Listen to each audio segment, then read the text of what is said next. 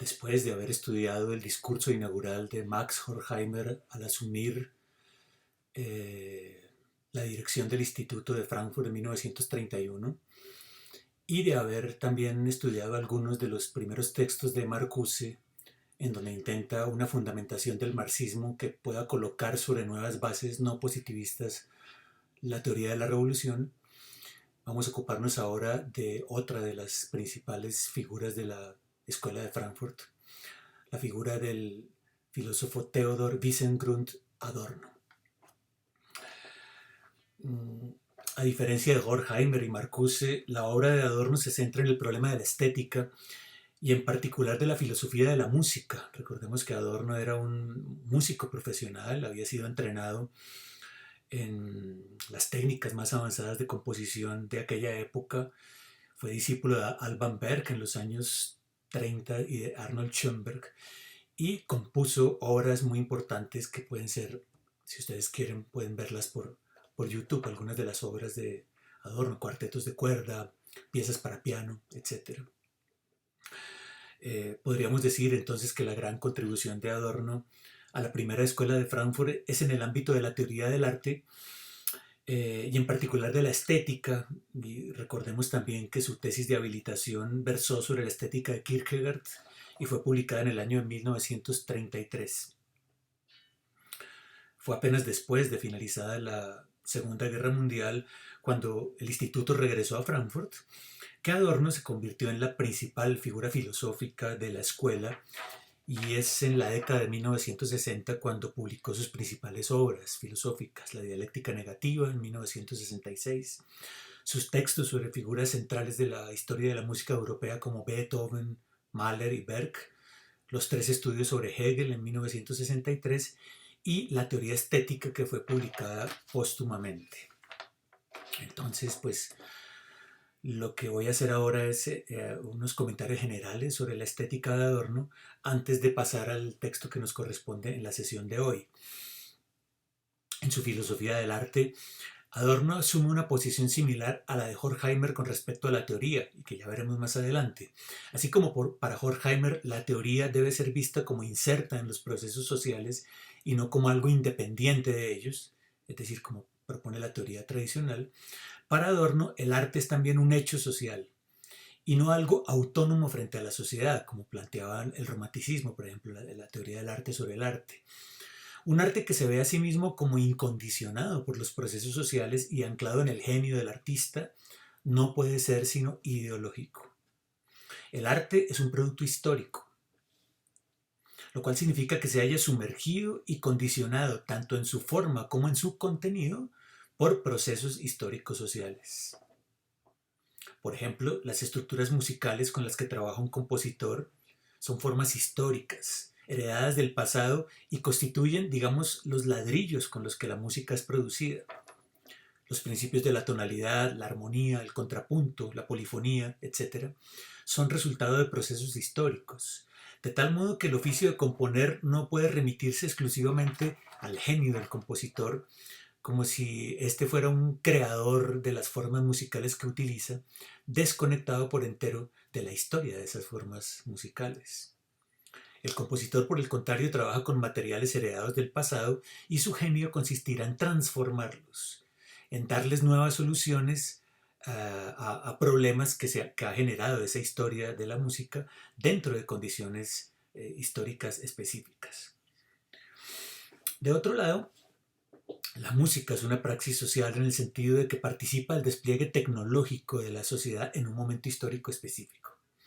Y aquí Adorno sigue de cerca lo que dirá también Benjamin, y que también estudiaremos más adelante. No es posible considerar el arte con independencia de las condiciones de reproducción técnica de la vida social. Es decir, que el arte no puede ser pensado como una esfera independiente de la técnica, en nombre de una pretendida pureza, sino todo lo contrario, es el análisis de la evolución técnica de la sociedad lo que permite ver lo que está en juego en las producciones artísticas. No hay arte sin técnica. Es decir, no es posible pensar el arte con independencia de sus condiciones materiales de emergencia. Para el caso de la música, que es el que más le interesa a Adorno, Las condiciones técnicas no se refieren únicamente a la construcción de instrumentos musicales o en las posibilidades de expresión que estos instrumentos ofrecen. Claro, no habría Beethoven sin piano.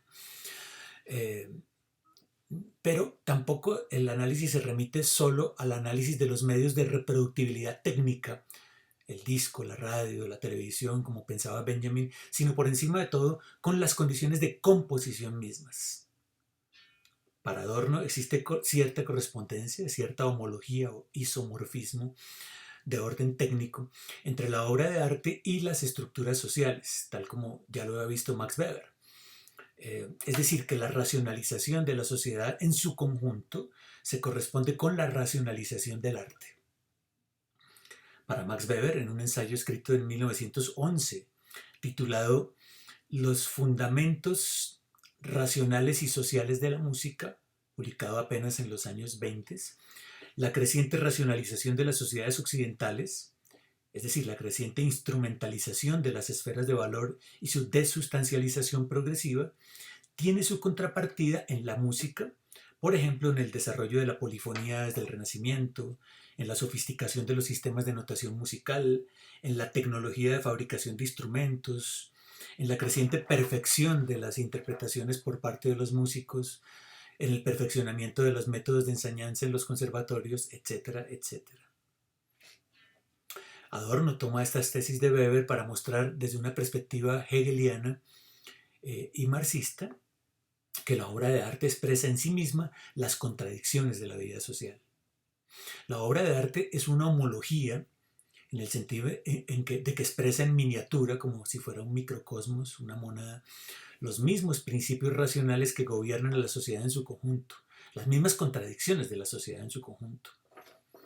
Todo esto significa para Adorno que la obra de arte expresa el conflicto entre las fuerzas productivas y las relaciones de producción, como diría Marx, o entre el Estado y la sociedad civil, como diría Hegel. El arte logrado, el arte moderno, es aquel que expresa una situación objetiva en relación con el estado de las fuerzas productivas. Es decir, es un arte que se pone al mismo nivel de perfección tecnológica que es posible en la sociedad. Es un arte que se adapta y asume el estado actual de la técnica, las fuerzas productivas, y lo expresa precisamente en las técnicas de composición para el caso de la música, en las técnicas de escritura para el caso de la literatura, o en las técnicas de producción y escenificación de obras de arte para el caso pues, de las artes plásticas, por ejemplo. Hay pues una homología entre las fuerzas productivas sociales y las fuerzas productivas intraestéticas. Por eso la obra de arte auténtica es necesariamente revolucionaria, dice Adorno, pues expresa lo que es posible hacer, pero todavía no se ha hecho debido al desfase entre las fuerzas de producción y las relaciones de producción al interior de una sociedad dada. Por ello el arte auténtico es chocante, es un choque, pues su novedad contradice el estado actual de las relaciones sociales. Corresponde a un nuevo estadio del despliegue de las fuerzas productivas que sin embargo todavía no se ha realizado socialmente a nivel de las relaciones de producción. Por el contrario, el arte inauténtico será entonces para Adorno aquel que no asume el nivel actual de la racionalidad técnica y que se entrega a formas técnicas del pasado, a un tradicionalismo romántico, realista, nostálgico y decadente en cuanto a las técnicas de composición.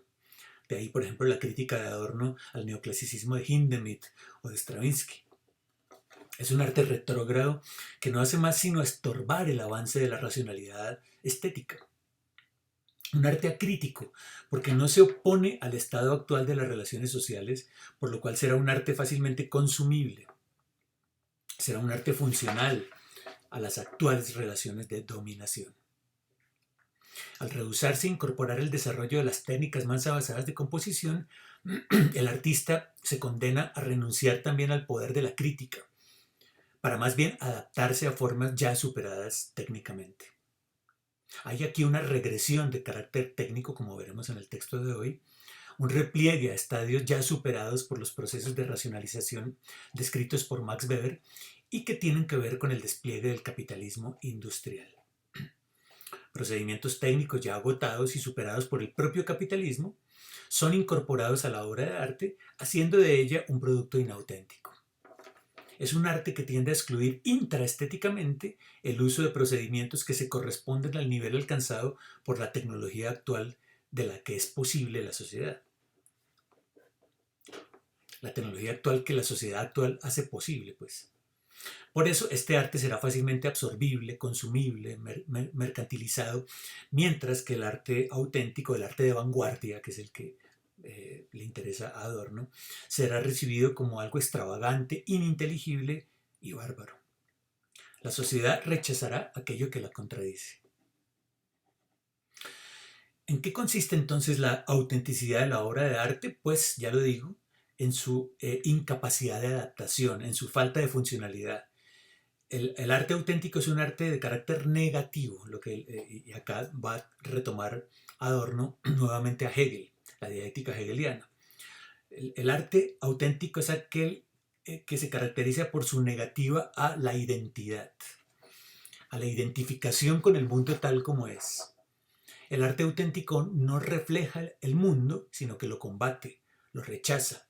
Y esto desde el punto de vista de su forma. Con lo cual tenemos, las obras de arte son ciertamente una homología de la realidad social, en la medida en que se colocan a la vanguardia de la racionalidad técnica en un nivel intraestético, pero por ello mismo conllevan una actitud de rechazo frente a lo que el mundo es, frente a su incapacidad para negar su forma actual. La obra de arte, auténtica, rechaza así la negación que no ha podido ser realizada en el nivel de las relaciones sociales. Para Adorno, y en esto se distancia de Benjamin, como veremos luego, en el arte de vanguardia se producen cambios revolucionarios que no corresponden con una revolución a nivel de las relaciones sociales, aunque sí se corresponden con cambios en el nivel de las fuerzas productivas. Observemos aquí entonces el juego dialéctico en Adorno. La función del arte auténtico es esencialmente negativa, como lo es también la función de la filosofía. La negativa a ser un arte comercializable, positivo, instrumental. En su carácter de no identidad, es su carácter de no identidad, no identitario, lo que le da al arte su función crítica y le protege del fetichismo de la mercancía. El arte es la negación de la sociedad dentro de la sociedad, lo cual significa que la verdad del arte es índice de la falta de verdad de la sociedad.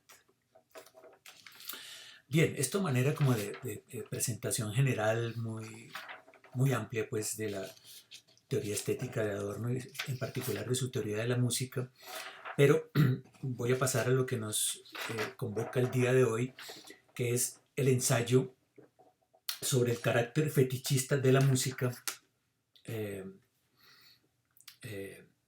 y la regresión de la escucha, que Adorno publica en el año de 1938 y fue publicado inicialmente en la revista del Instituto de Investigación Social, estando Adorno ya radicado en Nueva York.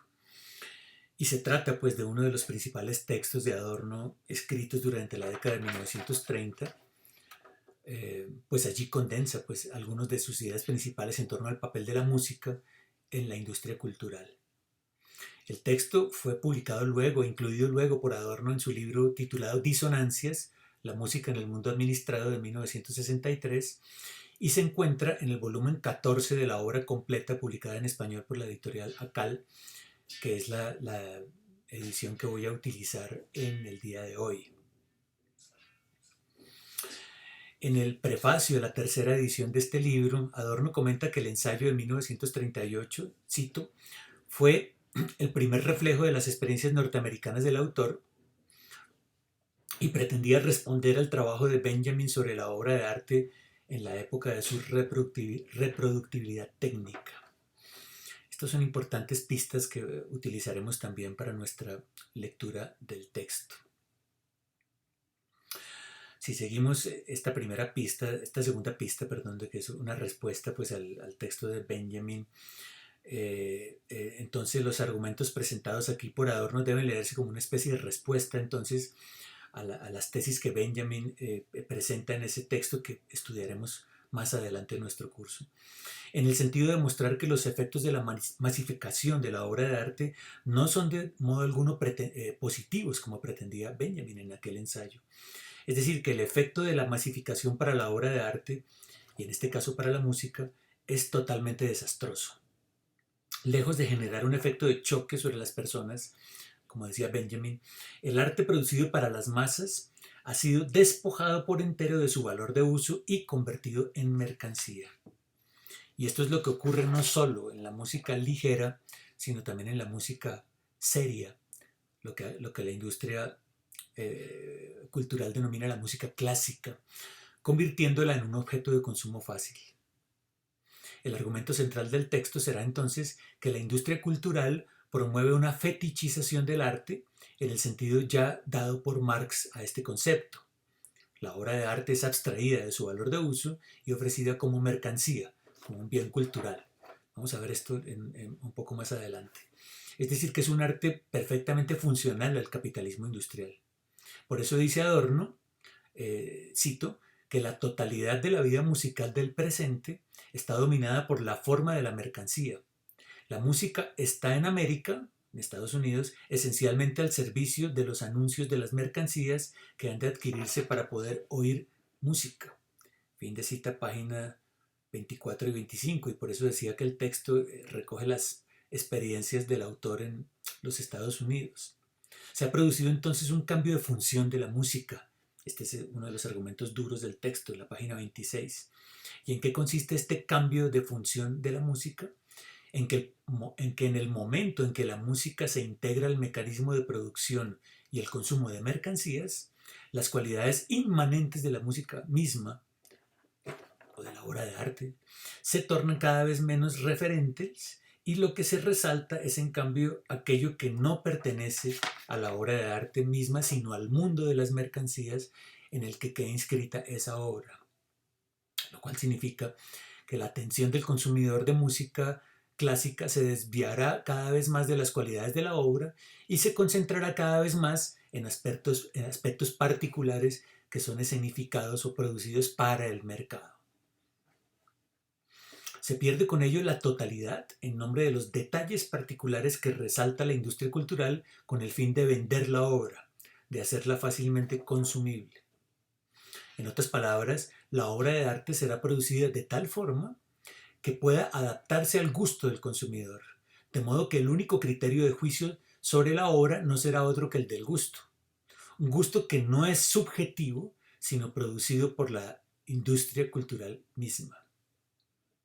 Asistimos pues a la producción masiva del gusto, que ya es separado por entero de la subjetividad, como lo era por ejemplo en la estética de Kant, donde para Kant el juicio estético es desinteresado, es formal, no hace referencia a un fin